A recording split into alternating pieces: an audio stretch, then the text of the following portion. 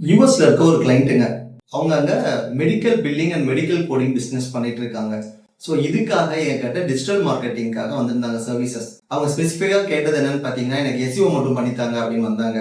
But problem என்னன்னு பார்த்தீங்கன்னா, நீங்க ஒரு B2B பிசினஸ் B2C பிசினஸ்க்கு எப்படியெல்லாம் நீங்க மார்க்கெட்டிங் பண்ணணும் ஒரு ஸ்ட்ராட்டஜி இருக்குங்க. அது நீங்க தப்பா பண்ணீங்கன்னா நீங்க என்னதான் பண்ணாலும் உங்களுக்கு ரிசல்ட்டே வராது. ஸோ இந்த கிளைண்ட் வந்து டார்கெட் பார்த்தீங்கன்னா B2B.